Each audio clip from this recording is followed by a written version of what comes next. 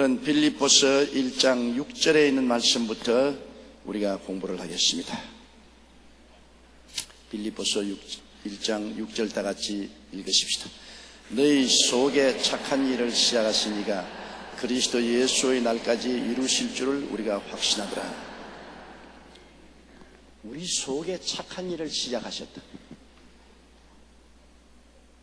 여러분, 우리의 주위 환경에 착한 일을 해주는 분은 많습니다. 부모가 잘 살면은 우리에게 집도 사주고 혹은 사업장도 만들어 줄 수 있고, 또 국가가 부유하면은 국민들에게 노후 보장도 해주고 사회 여러 가지 복지 시설과 제도를 세워서 잘하게 해주는 것입니다. 환경적으로 이 세상에선 잘해 줄 수 있고 또 못해 줄 수도 있는데, 우리 속에 변화를 가져올 수 있는 일은 좀처럼 하지 못합니다. 우리 속에 착한 일을 해 주신 이가 누구시겠습니까? 우리 속에 염려, 근심, 불안, 초조, 정방, 좌절, 죽고 싶은 마음, 살고 싶지 않은 마음, 불행한 마음, 죄에 짓눌린 마음, 세속에 묶인 마음, 오만 가지 불안에 떠는 마음, 마음의 황무지가 되어서 사는 사람들이 얼마나 많습니까? 이 세상에 마음의 완전한 자유와 해방을 얻고 사는 사람이 어디에 있습니까? 모두 다 수고하고 무거운 짐을 지고 있습니다. 남만 자유롭고 해방되어 살고 나만 무거운 짐 같지만은 속을 들어보면 다 염려, 근심 없는 집안이 하나도 없습니다. 나는 죄가 없고 나는 여유로운 사람이라고 남의 죄를 지적하고 남을 치는 사람일수록 속을 들어보면 더 구린 냄새가 많이 나는 사람입니다. 도적을 보고 더 욕을 한다고. 이러므로 우리 속을 변화시킬 수 있는, 우리 속에 착한 일을 시작하신 이가 누구십니까? 우리 하나님이신 것입니다. 아담과 하와의 예로 우리 속이 다 썩어버렸습니다.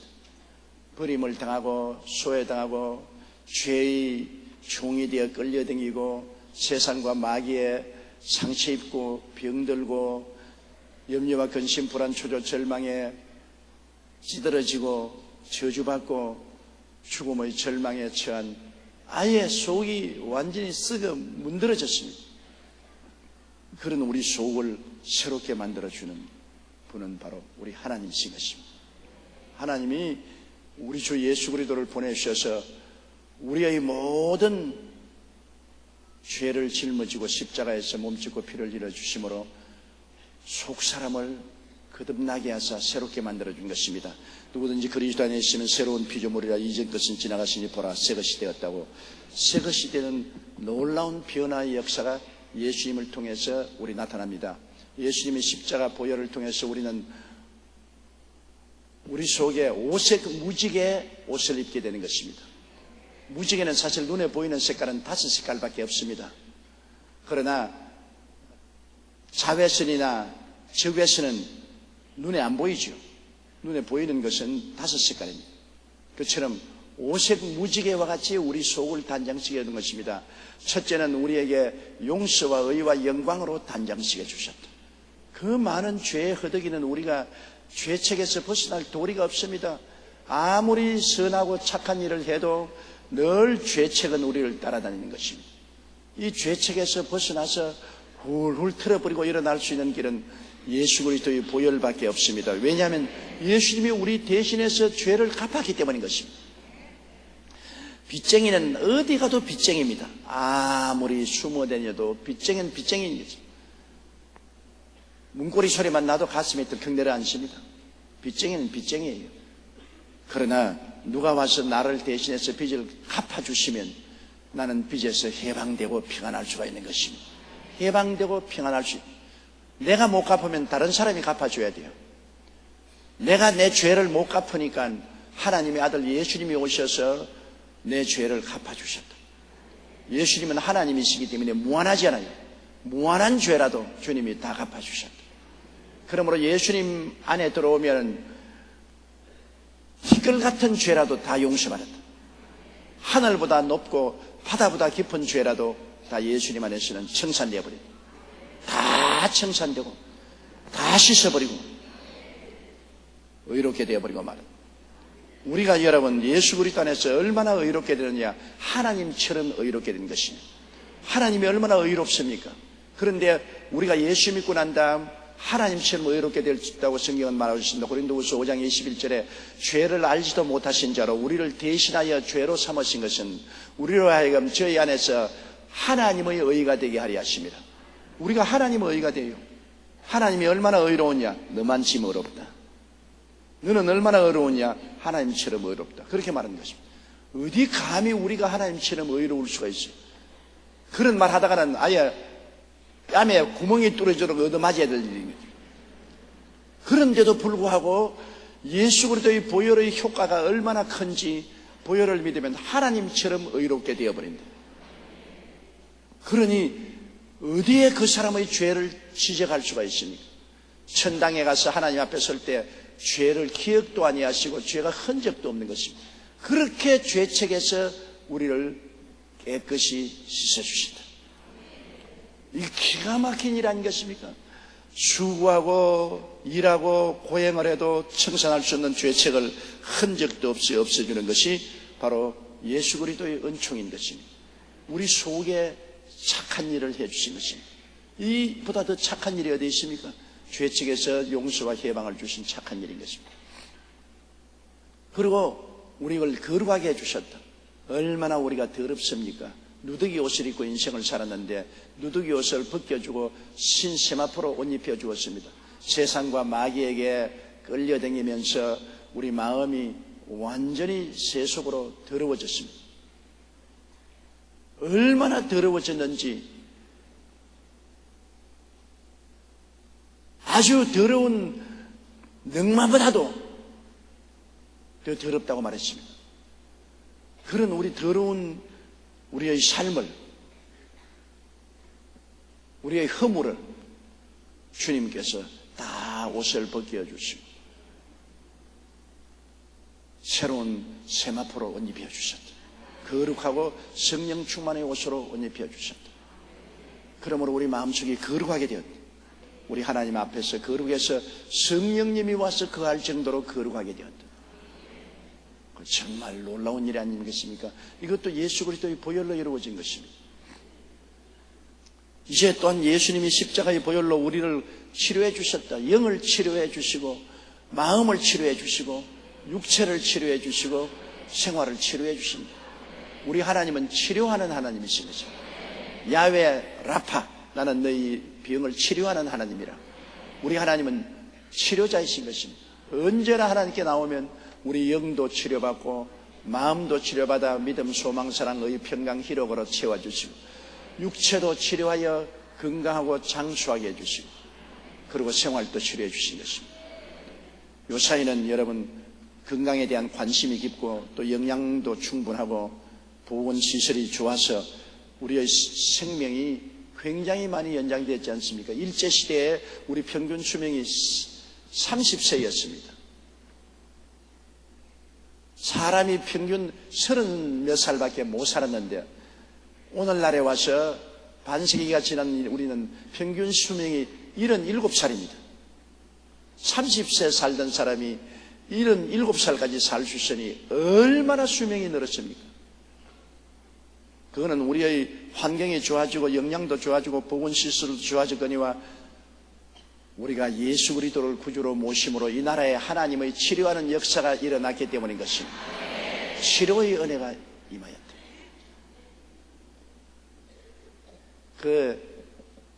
하나님은 여자보다도 남자를 더 사랑한다고 그렇게 내게 항의한 편지 받은 것 제가 옛날에 이야기했지요. 강하게 불만을 가지고 하나님은 여자보다도 남자를 더 사랑한다. 왜 그러냐? 구약이나 신약 성경을 읽어보면 여자는 수에도 안 넣는다. 남자만 5,000명이더라 그러고 여자는 말도 안 하고 이스라엘 백성이 애굽에서 나올 때 60만 장정이 나왔다. 남자만 치고 그게 따라오는 수많은 부녀자들은 숫자에도 아니었다. 그런 법이 어디 있냐. 그래서 제가 그 답장을 뭐라고 했냐면, 겉만 보고 속을 모르는 말을 하지 마십시오. 숫자만 많아서 무슨 소용이 있습니까? 내용이 좋아야지. 교회 한 가보십시오. 내용적으로 전부 천당하는 사람은 여자들만 꽉 들어찼다. 하나님이 여자를 얼마나 사랑하는지 남자들은 지옥을 준비해놓고 여자들에게는 천당을 준비해놓아요. 교회의 60% 이상이 여자들이다. 하나님이 만문을 안 열면 예수를 못 믿잖아요. 우리가 구원받는 것은 하나님이 만세전에 우리를 아시고 예정하셨다고 그랬는데, 만세전에 하나님 뭐 남자 여자 모를 택이 있어요. 여자를 더 많이 예정해 놓으셨다. 그래서 여자를 더 많이 예정하고 마음문을 열어서 예수를 믿게 했으니, 내용적으로 숫자만 남자지 내용은 여자가 다 알차게 다 차지했다. 근데 또 실제 보세요. 사는 것도 남자보다 여자가 우리 한국에는 6살 더 오래 살아요. 남자의 평균 연령이 74세인데 여자는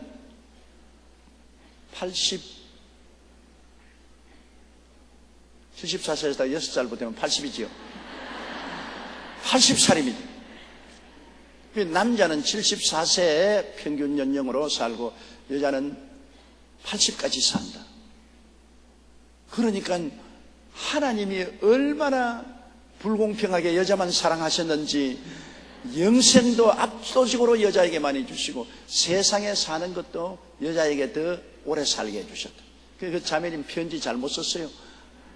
내용은 모르고 그렇게 편지를 쓴 것입니다. 하나님께서 우리에게 치료자로 오셔서 우리에게 넘치는 치료를 주시기 때문에 이 세상에 치료를 받고 우리가 질병과 고통에서 해방을 얻고 평안하게 살게 만들어 주신 것입니다. 얼마나 좋습니까? 아무리 여러분 부귀영화 공명에서도 아프면 아무 소용없어요. 몸이 아프면 삶의 질이 확 떨어지는데요. 노숙자가 되어도 건강하면 잘 살 수 있어요. 아무리 잘 살아도 건강하지 않고 신앙고랑하면 사는 것이 형편없습니다. 우리 하나님이 우리를 치료해 주셨고, 그리고 하나님께서 네 번째 우리에게 언제나 마음을 훈훈하게 해주는 것은 복받은 사람으로 만들어 주셨다.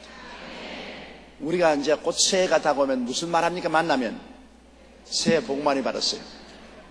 모든 사람들의 소원은 복받는 것이 소원이고 축복도 복받으라고 합니다. 그리고 사실 복받는 건 맞으면 좋은 게 어디 있어요? 복이 얼마나 좋습니까? 그런데 그 복을 어디서 받아요? 하나님 안에서 복을 누릴 수가 있기 때문인 것입니다. 하나님은 복의 근원입니다.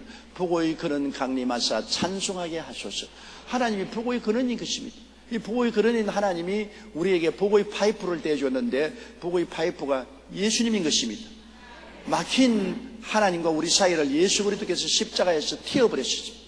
우리를 위해서 저주를 받아서 율법의 저주에서 우리를 해방시켜 주고 말한 것입니다. 예수 안에서 아브라함의 복이 임하게 했다. 그러므로 우리는 예수님 안에서 우리 속에 복이 임하게 만들었습니다. 하나님이 착한 일을 해주셨다. 우리가 늘 나는 못 산다, 나는 안 된다, 나는 할 수 없다, 나는 어떻게 살고 염려, 근심, 불안, 초조에 꽉 마음에 질문인 우리 마음속에 쫙 이것을 해소하시고 나는 복받은 사람이다. 그렇게 말할 수 있습니다. 뭐 이유 없이 말할 수가 없지 않아요. 나는 복받은 사람이다. 매일같이 여러분 그렇게 생각하고 복받은 나의 모습을 바라보고 나는 복받았다고 말을 시인하는 사람은 정말 복받은 사람인 것입니다. 그런 사람에게는 그런 기적이 일어나는 것입니다. 늘 복받았다고 생각을 하십시오. 늘 복 있는 사람으로 바라보십시오. 늘 복을 받았다고 입술로 시인을 하십시오. 그러면 복을 받는 믿음의 역사가 일어나서 여러분에게 복이 충만히 채워주시는 것입니다. 우리에게 착한 일을 이루신 주님은 우리에게 사망과 음부를 철폐하시고 부활과 영생과 천국을 이루어 주셨다. 다 죽어요. 너나 할 것 없이 다 죽어요. 우리 생각해 보세요. 우리 조상들 죽었지요. 우리의 선배들 한둘 다 죽었죠. 다 죽어요. 여성들 뭐 한 6년 오래 산다고 큰 소리 하지 말아요. 6년이라는 건 눈 깜박할 사이에 지나가 버리고 말아요.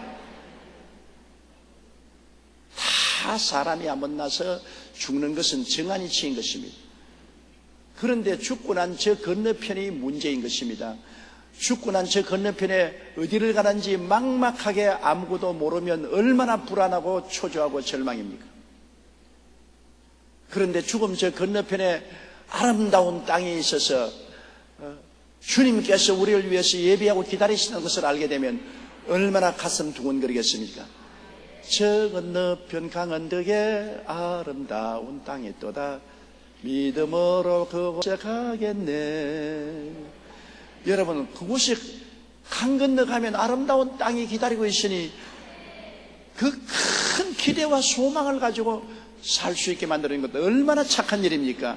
이 일을 주신 주님 얼마나 감사합니까? 내일에 대한 소망을 가지고 살 수 있다. 소망이 없으면 사람들은 좌절합니다.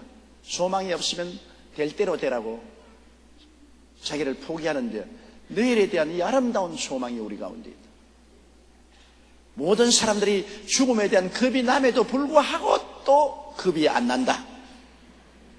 안 믿는 사람은 완전히 겁이 나는데, 믿는 사람은 겁이 남에도 불구하고 겁이 안 난다. 왜? 소망이 있기 때문에 극복할 수가 있는 것입니다. 우리가 다 이 땅에서 사랑하는 부모, 형제, 자매, 친지들 뿔뿔이 헤어질지라도 영원히 헤어지는 것이 아니고, 영원히 소외되는 것이 아니고, 영원히 버림받는 것이 아니고, 세월이 지나면 다 이런 죽음의 강 건너 만나게 된다. 더 영화롭고 아름다운 것에서 우리가 더 찬란한 희망을 가지고 만나게 된다. 잃어버린 게 아무것도 없었어요. 착한 일은 바로 하나님이 예수 그리스도를 통해서 우리 안에 행하신 것입니다. 이것보다 더 착한 일이 어디 있습니까? 너무나 착한 일이죠. 예수 그리스도의 사랑, 십자가에서 우리 위해서 착한 일을 하지 않습니까? 홀트 고아원을 세워서 우리 전쟁 동안에 전쟁 고아들을 돌봐주신 홀트 씨를 생각하면 얼마나 한국 사람에게 착한 일이겠습니까? 그분은 오레곤주인 평범한 농부였는데 6.25 사변에 수많은 고아들이 생겼다는 말을 듣고 그런 농토를 다 팔아서 한국으로 나와서 고아원 세웠어요. 저는 지금도 기억나는 것은 그 전쟁 당시에 고아원에, 홀트 고아원에 가보았는데 전쟁 고아들이 아예 그냥 병아리 새끼처럼 바글바글 있는데 한 번 안 끼워놓으면 안 떨어지려고 그래요. 부모 사랑이 그리워서. 아무나 그냥 어른에게 한번 안 끼면 막 죽도록 안 끼워가지고 내려놓으려고 하면 얼마나 고함치고 우는지, 정말로 어린애를 한번 안았으면 내려놓기가 괴로워요. 거기에서 제가 절실히 느낀 것은, 어린아이들이라는 것은 밥만 먹여서 사는 것이 아니구나. 사랑을 먹고 사는구나. 사랑이 없이는 못 살아요. 어린아이들은 사랑을 해주지 않으면 죽습니다. 영국의 의사가 발견한 것이 바로 그것입니다. 사랑을 해주지 않으면 어린아이 아무리 좋은 환경에 좋은 영양분 있는 음식을 먹여줘도 죽는다. 그렇기 때문에 어린아이들을 영아원에서 기를 때는 간호원들이 늘 가서 하루에 몇 번이고 안아주고 덩어리를 쓸어주고 뽀뽀를 해줘야 살아나지. 사랑을 해주지 않으면 죽는다. 그런데 홀트 씨의 딸이 아버지를 따라서 그 홀트 고아원을 맡아서 운영을 했어요. 그런데 같이 지체부자유 애들하고 같이 밥을 먹는데, 밥을 먹다가 지체부자유 아가 입에 막 음식을 흘리면서 막 똥을 부지직 하고 싸가지고서, 지체부자유니까 막 온데 막 밥 먹는 밥상 앞에 막 똥을 막 후리가게, 같이 밥 먹던 직원들이 전부 코를 잡고 다 도망을 치고 그 숟갈 다 나는데, 그런데 그 홀트 씨의 딸은 그 똥 놓은 애를 그대로 안고 화장실에 가서 다 씻기고 그 자리 다 닦아놓고, 그러고 난 다음에 손 씻고 와서 그 애에 앉혀서 다시 숟갈 들어주고 자기는 그 자리에서 또 밥을 먹습니다. 그 사람들이 말하기를, 당신은 어떻게 그렇게 할 수 있느냐? 당신 외국 사람으로서 이 땅에 와서 어떻게 그렇게 할 수 있냐니까 나는 이렇게 해주는 것이 너무나 행복해요. 왜냐? 예수님이 날 위해서 십자가에 못 박여 몸을 찢고 피 흘려 나 같은 정신적, 영적으로 지체 부자유자를 살려줬지 않아요? 영적으로 얼마나 똥 싸고 오줌 싸고 온갖 더러운 일을 한 영적 지체 부자유자의 나를 살려준 예수님을 생각하고 그 예수님의 은혜를 이 소자에게 갚는 것이 얼마나 행복하고 기쁜지 모르겠습니다. 이런 기회가 없으면 내가 예수님의 은혜를 어떻게 갚겠어요?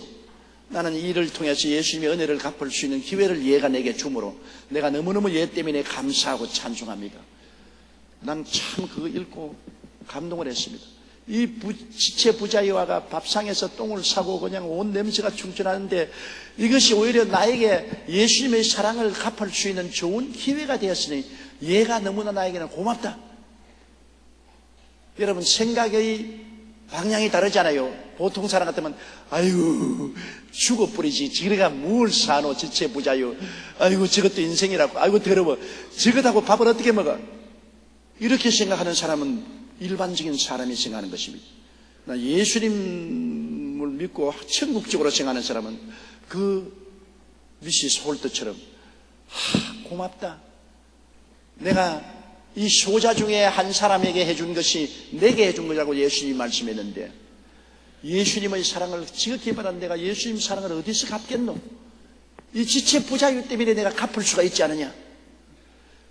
그래서 조금만이라도 예수님 사랑을 갚으니까 내가 얼마나 마음이 행복하냐? 얼마나 여러분 생각이 다르지 않습니까?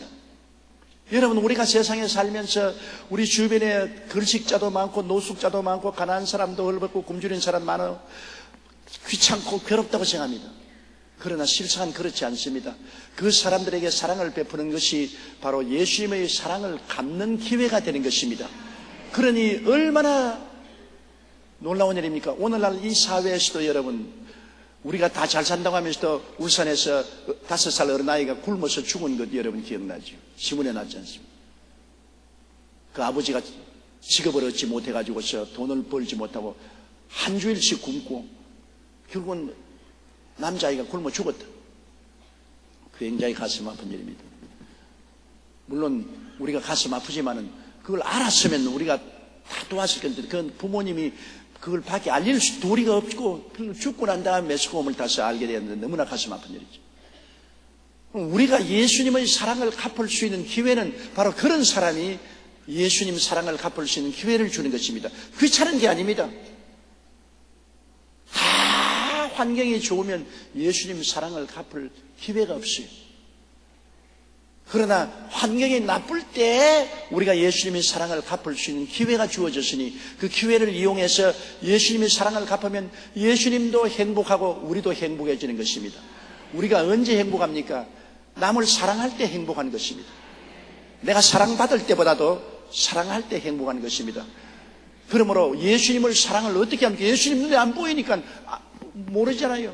주님께서 마지막 심판날에 의인과 죄인을 갈라놓고 난 다음 의인에게 뭐라고 했습니까? 내가 굶주릴 때 먹였고 헐벗을 때 입히었고 아팠을 때 와서 돌보아 주었고 감옥에 갇혔을 때 방문하였나니라.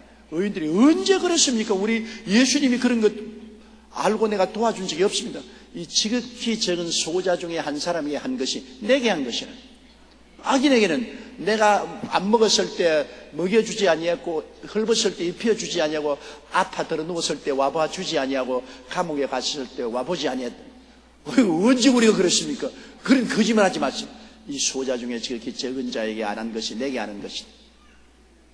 특별히 우리가 이 크리스마스 계절이나 연말 연시에 생각해야 될 것은 예수님의 사랑을 갚을 기회를 우리가 활용해야 되겠다는 것입니다. 큰 일 함으로 시문에 대문짝만큼 나야 사랑을 표시하는 것이 아닙니다. 지극히 적은 소자에게 냉수 한 그릇 주는 것조차도 주님은 기뻐하시는 것입니다. 그러므로 우리 이 어려울 때 우리는 오른손이 한 그릇 왼손이 모르게라도 아무가 몰라주어도 예수님이 기뻐하시기 때문에 그리스도의 사랑을 갚는 마음으로 해야 될 것입니다. 이 홀트처럼 밥상에 앉아서 밥 먹다가 지체부자야가 똥을 나가지고서 반죽을 만들어 놓고 냄새가 등천을 날 때, 얘 참 고맙다. 내가 너를 사랑함으로 예수님의 사랑받은 것을 너에게 갚을 수 있으니 감사하다. 걔를 때리거나 욕을 하거나 이 주체가 밥 먹을 때 똥을 싸다니 이 병신아 뒤져라 뒤져, 그렇게 말할 수도 있는데도 불구하고 너 고맙다. 너 때문에 내가 예수님 사랑을 실천할 수 있으니 너무나 감사하다. 내가 너를 씻어주고 너를 사랑해주니 예수님의 사랑을 너에게 갚을 수 있으니 내가 얼마나 행복하냐. 홀떡한 말이 그 말입니다. 내가 너무나 행복하다. 얘들 때문에 너무나 행복하다. 그래서 일생을 시집도 안 가면서 홀떡 고아원에서 지체장애자를 위해서 했습니다. 우리 여의도 순복음교회에서는 홀떡 고아원 지체장애자들을 위한 집을 지어준 적이 있습니다. 그리고 그 지체장애자들 목욕도 하고 할 수 있는 기구도 해주고 또 홀떡 고아원에 예배당도 지어주고 우리가 많이 일을 했습니다. 그런데 그분은 그 세상에 다 싫어하고 버린 사람들을 돌보고 섬기는 것이 그렇게 행복하다. 왜? 예수님의 사랑을 갚음으로 너무나 예수님 사랑을 눈에 보이도록 나타내기 때문에 행복했다. 테레사 수녀도 한 가지 아닙니까? 칼가타의 가장 비난한 사람 중에 비난한 사람 가운데 들어가서 글씨가다가 길거리에 죽는 사람들을 데려다가 씻기고 입히고 무릎에 누워서 평안히 잠들게 하고 수많은 버림받은 고아원을 돌보고 일평생을 가난한 중에도 가장 가난한 삶 속에서 살면서 그는 극히 행복했다. 그는 마지막 죽을 때 서로 사랑하십시오. 사랑은 계산을 하지 않습니다. 사랑은 무엇 주고 받을 것을 따지고 하는 것이 아닙니다. 사랑은 계산하지 않습니다. 서로 사랑하십시오. 그는 불행했으면 그 일을 못하는 겁니다. 그 마음속에 그 어려운 가운데도 예수 그리스도의 사랑을 갚는다는 행복이 있었기 때문에 그렇겠지. 내가 하루하루 사는 게 너무나 고통스럽고 괴로워서 니를 깨물고 주먹을 쥐고서 한다면 며칠 못합니다. 이런 것이 우리 속에 하나님이 착한 일을 행하신 것입니다. 우리가 그렇게 변화를 받는다는 것입니다. 어떻게 우리 속이 그렇게 변할 수 있습니까? 이것은 하나님이 예수 그리스도를 통해서 우리 속에 착한 일을 행해 주셨기 때문인 것입니다. 우리도 다 항하죠. 우리 보통 사람 아니에요. 우리 속에 예수님이 들어오면 이런 착한 일을 해 주십니다. 우리 속 사람이 오색무지개로 옷을 입게 되는 것입니다. 용서와 의와 영광의 옷을 입고 거룩함과 성령 충만의 옷을 입고 치료와 건강의 옷을 입고 아브라함의 축복과 형통의 옷을 입고 부활과 영생과 축복의 옷을 입습니다. 오색무지개 옷을 입고 보니 너무나 감사해서 주님 보답하기 위해서 이 땅에서 주님의 사랑을 우리가 실천하며 살아야 되는 것입니다. 기독교 복음이라는 것은 사랑을 실천하면서 사는 것이 기독교 복음인 것입니다. 우리가 주님께 은혜를 받았은즉 우리는 은혜를 갚아야 되는 것입니다. 주님은 눈에 안 보이니까 내 주위에 있는 사람들에게 은혜를 갚는 것입니다. 우리에게 착한 일을 행하신 주님께서는 그냥 착한 일을 우리가 받아서 그대로 누리라고만 한 것이 아닙니다. 주님께서 우리에게 착한 일을 행했었으면 우리는 우리 이웃에게 착한 일을 늘 행해야 되는 것입니다. 지극히 적은 것으로부터 시작해서 큰 일까지 하나님이 나에게 기회를 주시는 대로 우리는 착한 일을 하고 살아야 됩니다. 그게 인생인 것입니다. 나만 위해서 사는 것은 인생이 아닙니다. 내게만 주시옵소서 그것은 내게 준 것조차 다 빼앗기고 맙니다. 주라 그래야만 돌려줄 것이니 곧 후회되어 눌러 흔들어 넘치가야 안게 해주겠다고 인생은 자꾸 주고 받고 남에게 주기 위해서 내가 채워져야 되고 또 내가 더 채워주기 위해서 내가 자꾸 주어서 비워야 되고 채워지고 비우고 채워주고 비우고 그 가운데 넘쳐나는 것은 사랑인 것입니다. 사랑이 넘쳐나고 삶의 보람과 가치를 느낄 수가 있는 것입니다. 너희 속에 착한 일을 시작하신 이가 하나님이십니다. 착한 일을 시작하셨어요. 여러분 속에 다 착한 일을 시작하셨어요. 여러분 속에 하나님의 이 착한 역사로 말미암아 여러분 오색 아름다운 무지개 옷을 입었어요. 그리고 삼중 축복의 두루마기를 입었습니다. 영혼이 잘됨같이 범사에 잘되며 강건한 두루마기를 입었습니다. 오색 옷을 입고 아름다운 삼중축복의 두루마기를 입었으니 얼마나 큰 착한 일을 주님이 행해 주셨습니까? 그러므로 우리는 그 착한 옷을 입고 두루마기를 걸치고 우리는 바람에 날리면서 나가서 그리스도의 은혜를 나누는 우리들이 되어야 되겠습니다. 너희 속에 착한 일을 시작하시니까 그리스도 예수의 날까지 이루실 줄을 우리가 확신하노라. 그리스도 예수의 날은 주님 재림한 날인 것입니다. 주님 재림하는 그날까지 우리가 이 땅에 살아있으면 주님은 계속해서 성령의 역사로 우리에게 더 착한 일을 베풀어 주시는 것입니다. 더 은혜 위에 은혜를 주시고 생명 위에 생명을 주십니다. 그것이 우리가 교회에 나오는 거 아닙니까? 교회에 나와서 늘 말씀을 먹고 늘 말씀을 듣고 우리가 모일 때마다 성령이 임하셔서 우리 마음의 변화를 가져오고 주님이 시작한 착한 일은 계속하는 것입니다. 계속하는 것입니다. 주님 오실 때까지 계속함으로 우리가 점점 하나님 은혜 속에 자라게 되는 것입니다. 우리가 착한 일이 시작했으니 이 착한 일을 또 우리가 세상에 나가서 착한 일을 하고 그럼 주님 더 착한 일을 우리에게 더 많이 해주시고 우리는 또 더 많이 나누고 그저 받고 나누고 주고 받고 주고 받고 인생은 이것이 바로 참 삶인 것입니다. 하나님이 세상을 이처럼 사랑하사 주셨으니 하나님의 역할은 주신 것 아니었습니다. 하나님이 세상을 이처럼 사랑하사 주셨으니 뭘 주셨느냐?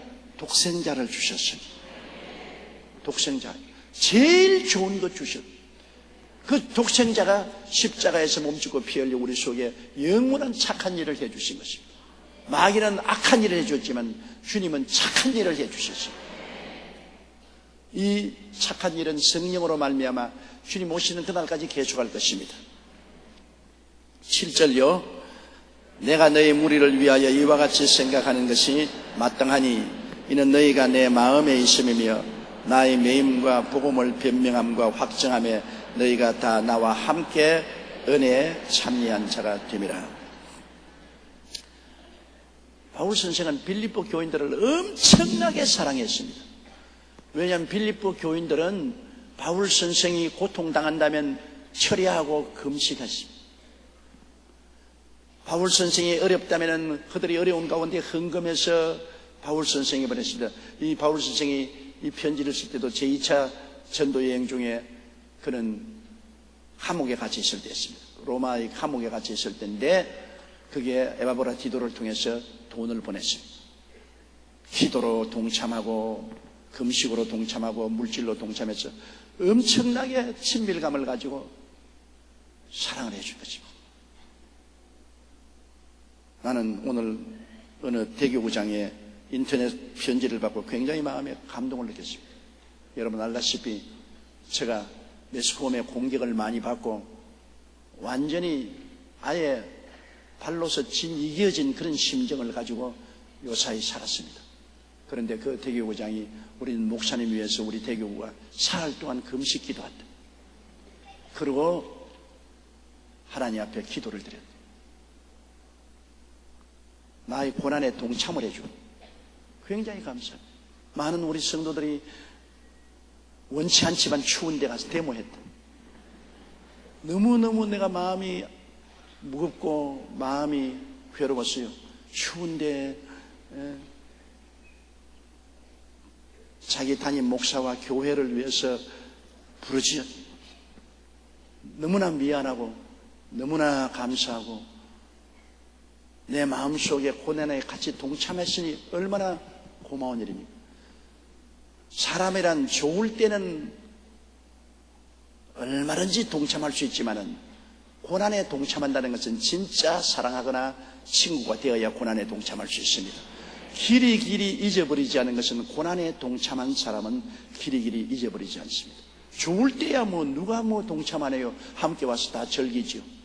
그러나 고난당할 때 같이 동참한다는 것은 참으로 사랑하지 아니하면 그렇게 할 수 없습니다. 바로 빌립보 교인들이 바울의 가슴 속에 그렇게 기억이 되는 것은 바울의 고난에 동참했다. 바울이 좋을 때만 동참한 것이 아니라 바울이 고난당할 때 그들이 한 몸같이 동참을 했다. 그렇기 때문에 내가 너희 무리를 위하여 이와 같이 생각하는 것이 마땅하다. 빌립보 교인들을 생각하고 감사하고 기뻐하는 것이 마땅하다는 것입니다. 이는 너희가 내 마음에 있음이며. 여러분, 이거 참 좋은 말입니다. 사람이 형식적으로 같이 있는 것하고 마음으로 같이 있는 것하고 틀리잖아요. 아무리 부부간에 결혼하고 같이 살아도 법적으로 결혼한 사람하고 마음으로 결혼한 사람은 틀리잖아요. 법적으로 결혼한 사람은 그냥 결혼하고 법적으로 호적에 올려서 그냥 살지만은 서로 살 때 남남처럼 산다. 가면 가는가 보다, 오면 오는가 보다. 뭐. 너는 니고 내는 나다. 마음에 없습니다. 그저 몸으로 같이 살지. 마음에 없습니다. 그러나 참으로 사랑하는 사람은 마음에 같이 있다. 마음에 같이 있다. 파리의 여인처럼. 파리의 여인의 그 연인 남자가 뭐라고 했으면 너는 내 마음에 있다 그랬지 않습니까? 내가 연속각 안 봐도 가끔 본다고요. 마음에 있어야 참 사랑이지, 마음에 없는 것은 그냥 형식에 불과한 것입니다.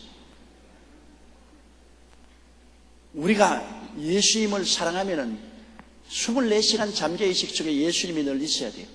늘 예수님이 마음에 있어야 돼요. 일주일에 한 번씩, 아유 벌써 주일이야? 아따 참 주일 빨리 오네. 아유 참 귀찮지만은 할 수 없이 가야지. 그건 마음에 없는 소리입니다. 마음에 없는 예배, 형식적인 예배입니다. 주님께서 내 백성이 입술로만 나를 사랑하고 마음에는 멀다 그랬어요. 입술로만 사랑하는 거예요. 주님도 24시간 성령이 오셔서 늘 마음에, 늘 주님이 째내요. 늘 마음에 있어요. 자식을 사랑하는 어머니는 늘 자식에 대한 생각을 잊어버리지 않는다. 늘 자식의 마음속에 째나다. 그 마음으로 자식을 사랑하기 때문이죠.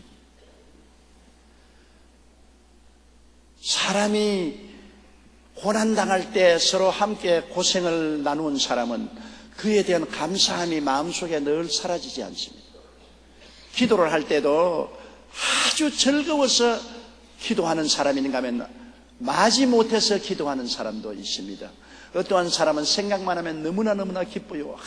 그 사람은 음성조차도 반갑고 너무나 감사합니다. 은혜를 베풀어 주신 것이 너무나 감사합니다. 기도할 때 얼마나 기쁘죠.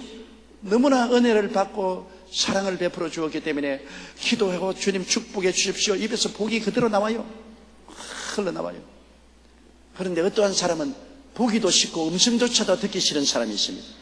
그냥 꽉 쥐어받고 싶는데 주님께서 원수를 사랑하라고 하면 아이고 하나님 아버지 그만 복을 주시든지 말든지 하세요. 기도가 안 나온 사람이 있습니다. 어떤 사람이 내게 와서 물어요.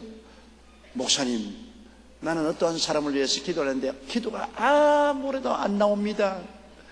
내가 별로 존경을 하지 않고 사랑을 하지 않기 때문에 기도가 안 나오는데 어떻게 할까요?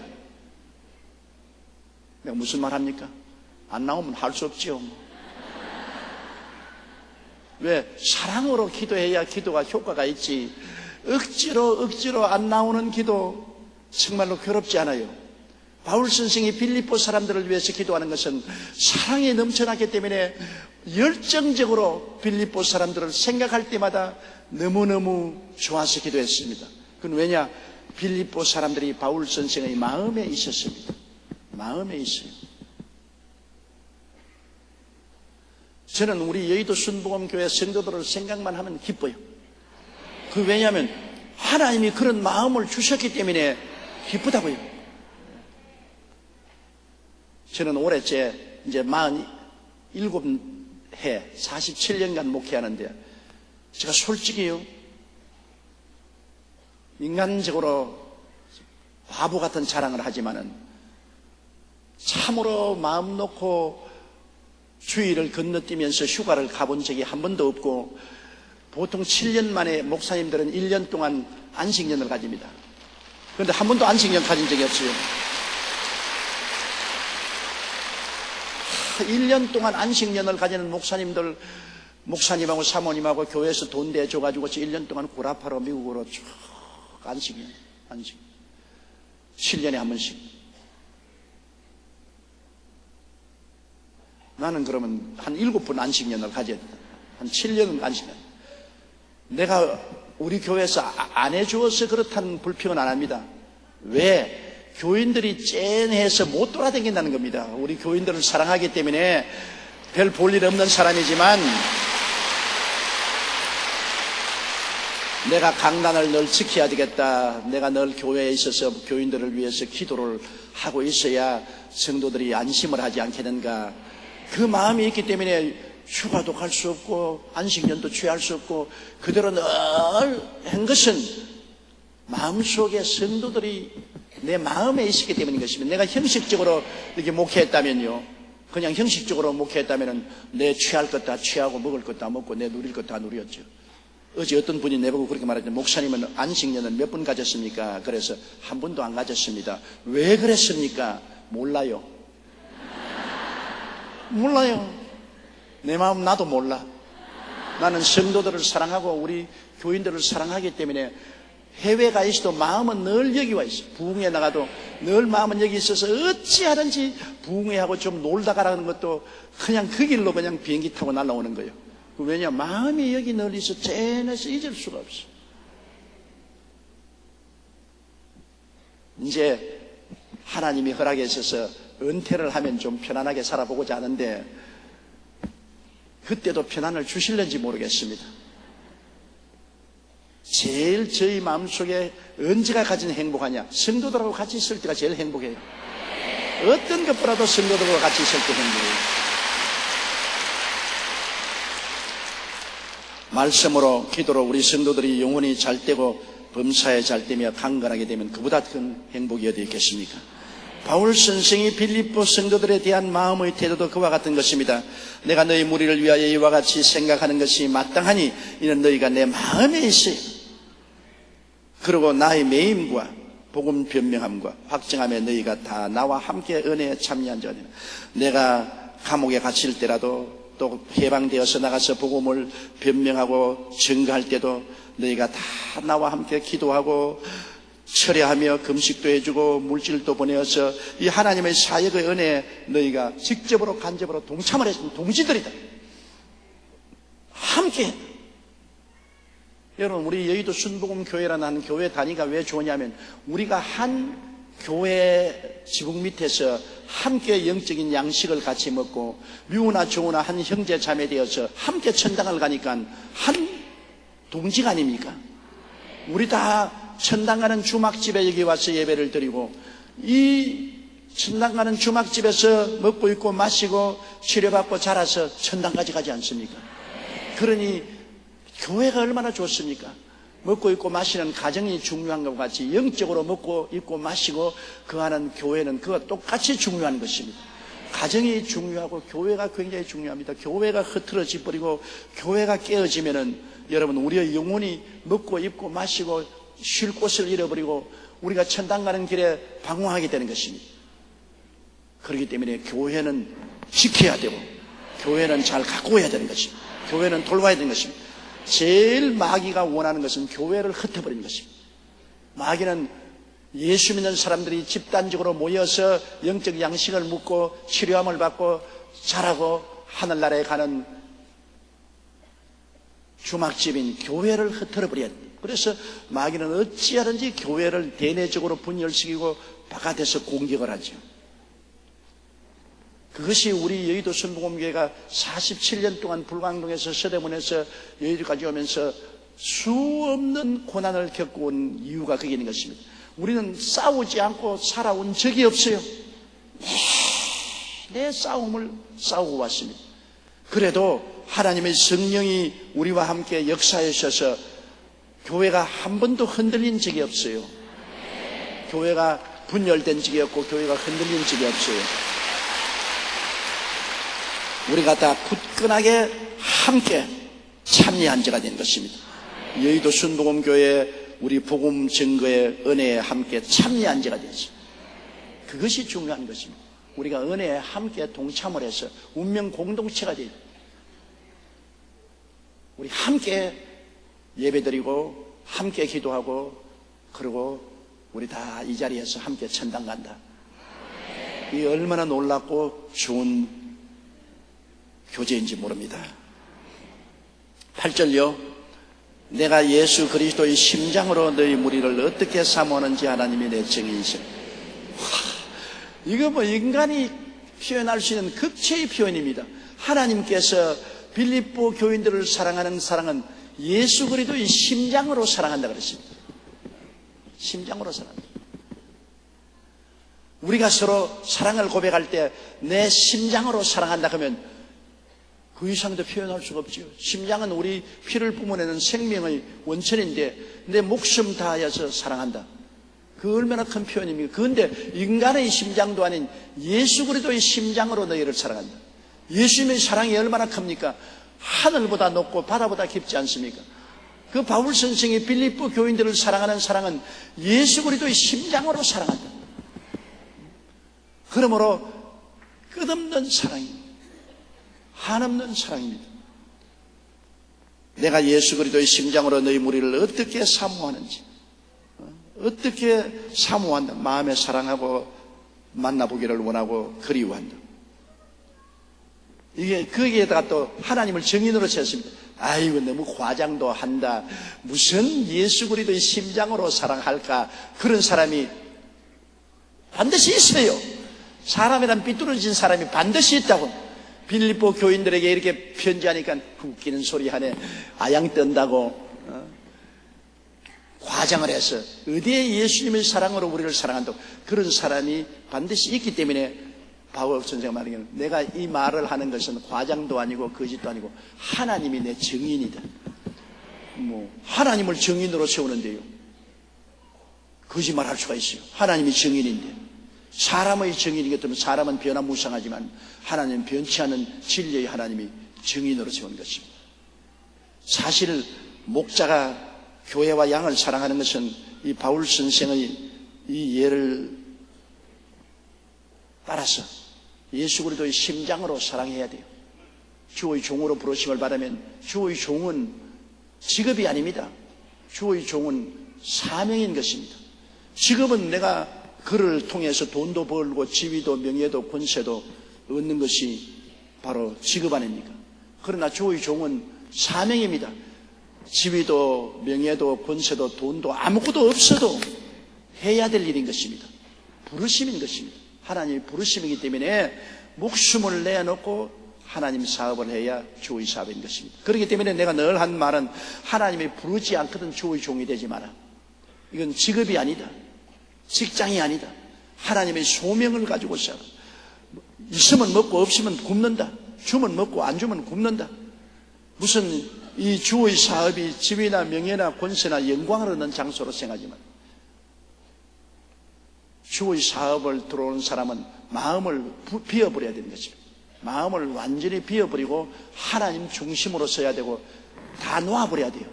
세상의 지위나 명예나 권세나 부귀나 영화를 찾고 있으면 주의 종 안 됩니다. 이거 다 놓아버려야 돼요. 다 놓아버려야 돼요.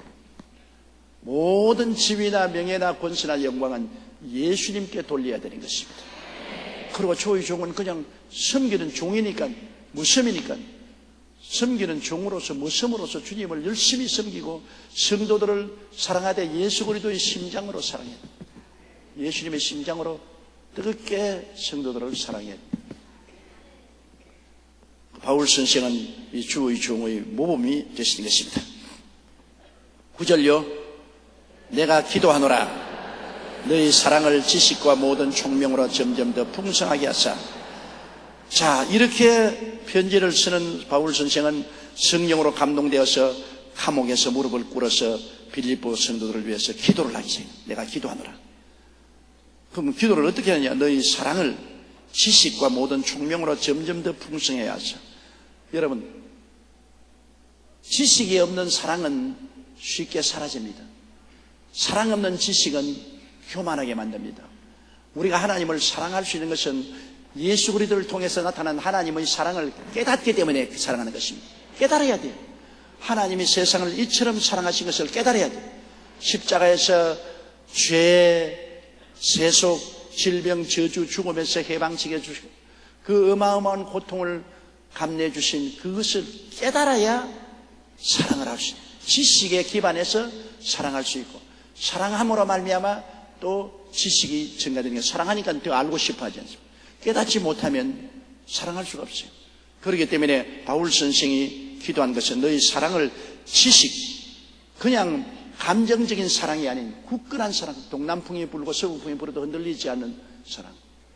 일시적으로 와서 와 흥분하고 용삼아 그거는 감정적인 사랑이지 용삼아가 실제적으로 그렇게 이상적인 사람이 아니지 않아요. 그러므로 감정적인 사랑을 하다가 세월이 흘러가면 없애버립니다. 우리 아버님께서 내 어릴 때 우리 어머님하고 농담을 하는데, 자네는 좀 뜨겁게 좀 사랑을 해라, 좀 매력이 있고 애교를 좀 보여달라고. 근데 아버지 어머니가 서로 농담으로 이야기하는 건 나는 장남이고 어릴 때니까 옆에 이렇게 앉아가 듣거든. 들었는데 우리 아버지 어머니는 내가 모를 줄 알고 그렇게 얘기하는데 내가 어려도 다 알아들었다고. 뭐 하는지. 그러니까 어린아이라고 무시하면 절대로 안 돼요. 그러니까 어머니가 하신 말씀이, 아니 여보, 그렇게 눈에 보이도록 애교를 떨고 간절함을 타게 하는 것은 쟁개비 사랑이야. 쟁개비는 불만 띄면 푸르르 끓어다가 불만 꺼지면 싹 하고 싶지만 나는 사랑을 그렇게 쟁개비 사랑을 하는 것이 조선소 사랑이야. 조선소 새가 뜨겁기 때문에 장작을 아무리 떼어도 부글부글 빨리 데워지지 않아요. 그러나 한참 떼고 나면 장작불 꺼져도 하루 종일 뜨끈 사랑하던. 그래서 어머니가 나의 사랑은 조선소 사랑이지 쟁개비 사랑이 아니다. 요사이 현대 여성은 쟁개비 사랑이지. 우리는 옛날 여성이기 때문에 조선소 사랑이라고. 그래서 나도 그때 듣고 쟁개비 사랑보다 조선소 사랑이 좋은가 보다. 그렇게. 그때 내 나이 6, 7살 때인데 지금 69살에까지 알고 있지 않아요. 사랑이란 것이 감정적인 사랑을 하면 쟁개비 사랑입니다. 확 올라오다가 싹 하고 사라져버려요. 그러나 사랑이 지식이 있으면 조선소 사랑에 대한 부글부글 바람이 불어도 부글부글 불이 꺼져도 부글부글 쉽지가 않아요. 지식에 입각한 사랑입니다. 내가 왜 사랑하느냐? 사랑하는 사람을 알기 때문에 사랑합니다. 내가 왜 하나님을 사랑합니까? 하나님을 알기 때문에. 아무것도 모르고 왔다가 그냥 병이 들경당하니까 확 감사하다 먹을 거 주니까 할렐루야 그러다가 병이 도로들면 싹 사라져버립니다. 그런 거 아닙니다. 내가 하나님을 알기 때문에, 예수 그리스도를 통해서 하나님이 세상을 이처럼 사랑해 주신 것을 알기 때문에, 하나님을 알기 때문에 내가 눈에 아무 증거 안 보이고 귀에는 아무 소리는 손에는 잡히는 거 없어도 십자가의 사건은 확실한 사건이, 날 위해서 하나님이 예수님을 주신 건 너무나 확실한 사건을 알기 때문에 내 환경이 아무리 어려워도 사랑한다. 내가 아무리 육체적으로 느낄 수 없어도 사랑한다. 지식에 입각한 사랑입니다. 그러므로 말씀을 알아야 된다는 이유가 그게 있는 것입니다. 우리가 말씀의 진리를 알아서 지식에 입각한 사랑을 해야죠. 그러면 환경에 따라서 변화무쌍하지 않아요. 감각에 따라서 변화무쌍하지 않아요. 꾸준한 사랑을 가지신 그러므로 너희 사랑을 지식과 모든 총명으로 점점 더 풍성. 총명이란 뭐냐? 깨닫는 것을 말합니다. 지식은 우리가 배워서 얻는 것이지만 총명은 깨달아야 돼요. 우리 마음속에 아무리 지식이 많아도 마음에 깨닫지 못하면 소용이 없잖아요. 마음에 총명이 있으면 눈이 반짝반짝 하잖아요. 애들도 길러보면요, 다 같은 부모에게 나왔더라도 말을 하면 쳐다보고 있는데 보면 어떤 자식은 눈이 반짝반짝 아, 저놈 총명하구나. 어떤 자식은 눈이 몰래래. 저거는 아무리 뭐 일러줘도 무슨 말인지도 몰라요. 무슨 말인지 몰래래. 하나님 말씀을 깨닫고 아는 것도 총명해야 돼요. 한마디를 말하면 10마디를 깨달아 알 수 있도록 총명한 것이 얼마나 좋습니까? 총명하면 지식을 더 저할 수가 있어요. 그러나 총명하지 못하면 지식을 아무리 배워도 써먹을 줄도 몰라요. 그러므로 지식과 총명은 굉장히 중요한 것입니다. 바울 선생이 빌립보 교인들에게 기도한 것은 사랑이 하되 그냥 감정적인 사랑이 아니라 지식에 기반하고, 지식은 또한 분별하는 총명에 기반해서 그렇게 사랑을 하고, 점점 이 사랑이 많아지고 지식도 많아지고 총명도 많아지기를 바란다. 이것을 보면은 우리가 지식이 없고 총명하지 않더라도 기도하면 성령이 우리에게 지식을 더하시고 총명을 더하여 주실 것을 알 수 있습니다. 왜냐하면 하나님이 안 줄 바에야 기도할 필요 없잖아요. 하나님이 주시기 때문에 기도하지, 안 주시는데 어떻게 기도를 해요? 기도를 바울 선생이 한 것은 확실히 하나님이 우리가 기도하면 지식과 총명으로 넘치는 사랑을 풍성하게 만들어 주시는 것입니다.